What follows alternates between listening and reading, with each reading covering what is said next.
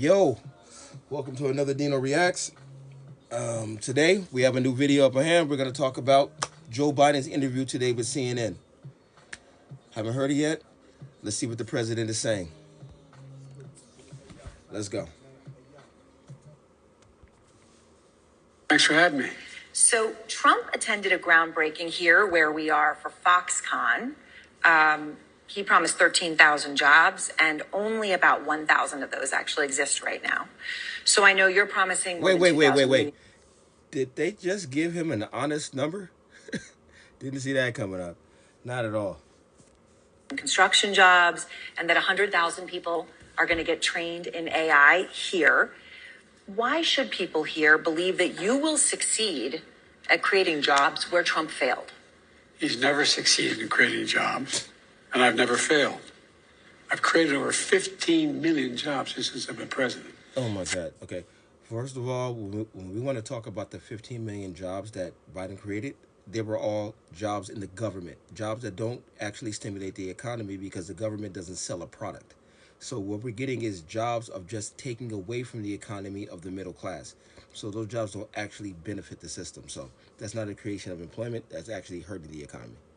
15 million in three and three quarters years. And secondly, Microsoft is a serious player, and they're very much engaged in making sure that they pick this area as sort of the home base for their AI initiative in the nation. And they're gonna do it. And just like, and by the way, well, I shouldn't go into it, but Trump is, he started off with the golden shovels, For the groundbreaking for here. the groundbreaking, and talked about this being, the eighth wonder of the world. When has he ever done anything he said? I'm not being facetious. Think about it. He started off, he lost, other than Herbert Hoover, he's the only other president who lost more jobs than created in his 4-year term. Okay. He's I'm not really happy about Joe Biden talking about President Trump losing the job when we had a global pandemic. Of course, jobs were lost. That's very obvious to anyone. So, of course, he's not going to have a record of high employment when everybody was sitting at home. So that's not a fair argument to make. in the way he managed the end of his last year when we were dealing with COVID. A million people died. He told people to inject bleach that may do it. Wasn't a real problem. When he did an interview with one of your colleagues where he just flat out acknowledged he knew how dangerous it was, but he didn't want to speak to it.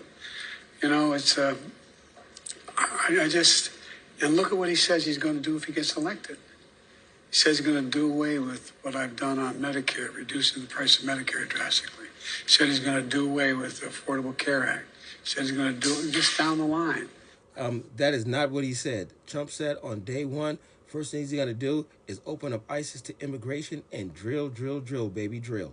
That's not true. So we have a very different view. I look at it from physician, not being facetious, from a Scranton perspective. He looks at it from Mar-a-Lago perspective.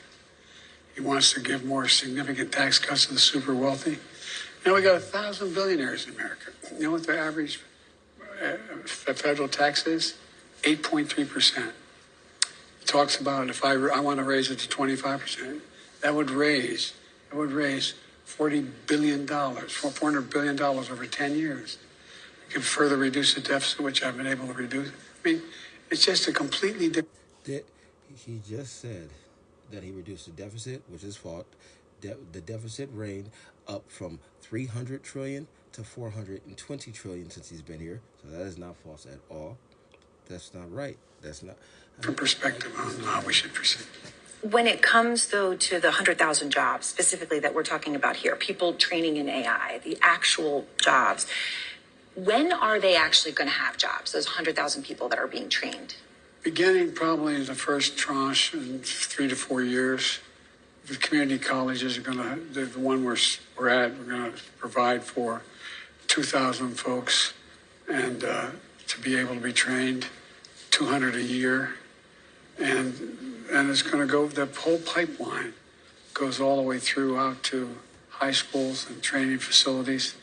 It used to be that when I was in high school, and even at the I'm wondering about this training in AI. Because, like, are you training people not to think for themselves? Because what I've used on ChatGPT and the AI services I got from A-Frame is just like I just put in a quote and they think for me.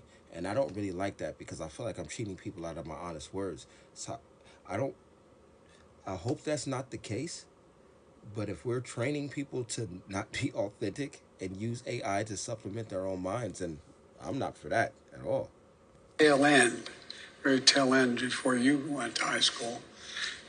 Most public high schools had shop and home, that learn to work with your hands. Doesn't exist anymore.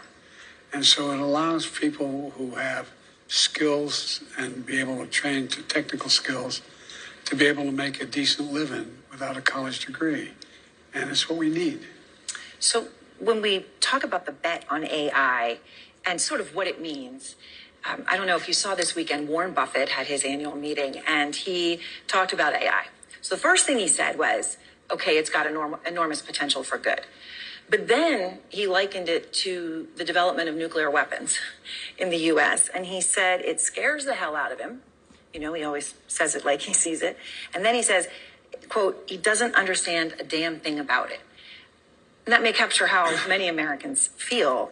Does AI scare you? AI has enormous potential, enormous downside potential. That's why 3 years ago I got together the major architects of AI from the different operations around the world. I met with them in Europe and here in the United States. And it ranges all the way from one of the leaders saying it's going to take over human thinking, all the way to folks who say, no, it's not a problem. And so that's why I set out certain standards that it can do no harm. And we have to make sure we know how to do that. We have to make sure it's controlled. And that's all, and it's the most significant, I think, technological development in human history. The most significant in human history. Yeah, and not in terms of war and peace, but in terms of being able to, one leader in the AI community said to me, it's going to overtake human thinking. See, that's what I'm saying. I could not live with AI replacing human thinking. Like, it's already so easy for me to be like, write a letter to my mom and it can print out a beautiful letter, probably better than I can write it. And it's easy for me to put out there. I don't like that because it takes away from my creativity. Now, right now, it's giving AI the ability to think for me. Soon, AI is going to be like, it doesn't need me to think. And that's what I'm worried about mostly. If AI decides for itself that it doesn't need my input, and that I'm not for. We need to cut it off or have like better control of it. And if he's actually saying that the worry is already there, then that's cause for concern. And which is frightening. Terrifying. But most think it can be used to everything from find cures for cancer to significantly increase productivity. So when you talk about the economy, of course, it is by far the most important issue for voters. It's also true right now, Mr. President, that voters by a wide margin trust Trump more on the economy. They say that in polls. And part of the reason for that may be the numbers. And you're aware of many of these, of course. The cost of buying a home in the United States is double what it was when you look at your monthly costs from before the pandemic. Real income, when you account for inflation, is actually down since you took office. Economic growth last week, far short of expectations. Consumer confidence, maybe no surprise, is near a 2-year low.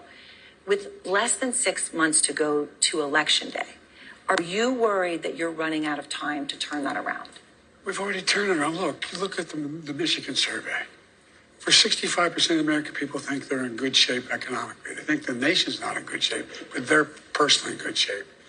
The polling data has been wrong all along.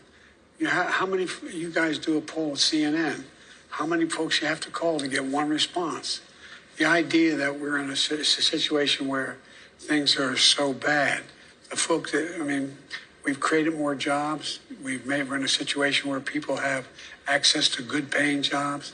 And the last I saw, the combination of the inflation, the cost of inflation, all those things, that's really worrisome to people with good reason. That's why I'm working very hard to bring the cost of rentals down, to increase the number of homes that are available.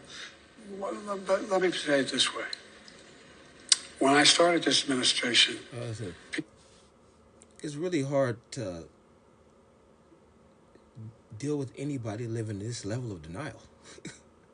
I don't- Most of the people in this world don't make over 40 grand a year. So for those people, this is very tough times. Groceries are expensive. $100 is barely getting you a bag of groceries, or even half a bag nowadays. And for those who have a lot of money and economic wealth, they don't see the pain that the normal consumer is living through. And I can feel that in the way he's talking. He's not talking like he actually has to go buy groceries or actually has to fill up his gas tank. He's talking from a perch around people that are super wealthy. And he just doesn't get it. He's so disconnected. we're saying there's going to be a collapse in the economy. We have the strongest economy in the world. Let me say it again, in the world. Although GDP last week was far short of expectations. Oh, it wasn't. Look, GDP is still growing. Look at the response of the markets. Overwhelmingly positive. Overwhelmingly positive. And one of the reasons why people feel good about it not being as strong as it was before is they believe that the Fed's going to respond. They hope they're going to get a rate cut. Yeah. Well, but I mean, no president's had the run we've had in terms of creating jobs and bringing down inflation. It was 9% when I came to office. 9%. But look, people have a right That's to be not true. concerned. Ordinary people, the idea that you bounce a check and you get a $30 fee for bouncing the check, might change that. You can't charge more than $8 for that. Or your credit card, your late payment, $35. I mean, there's corporate greed going on out there, and it's got to be dealt with. That's fair. What about, That's true. but there's real pain. I mean, grocery prices are up 30%, more than 30%, since the beginning of the pandemic. And people are spending more on food and groceries than they have at any time, really, in the past 30 years. I mean, that's a real day-to-day pain that people No, feel. it really is, and it's real. But the fact is that if you take a look at what the people have, they have the money to spend. It angers them and angers me that you have to spend more. For example, the whole idea of this notion What? that said, What does that mean? You have the money to spend, but you're angry because you have to spend more. We have to spend more because everything costs more. Jesus, it's going to be... Casey talked about shrinkflation.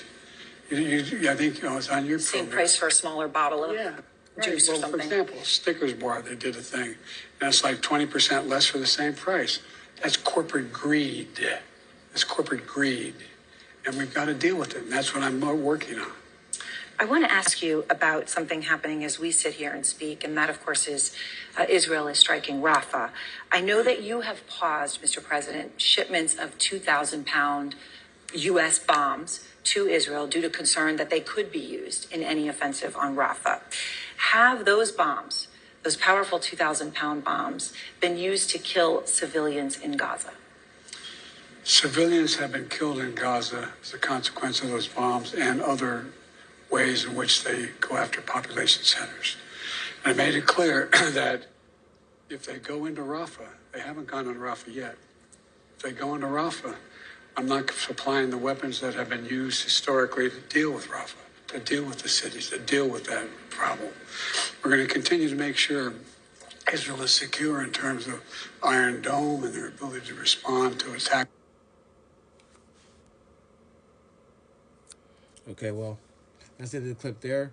But I definitely can definitely tell that Biden's having a tough time with this presidency.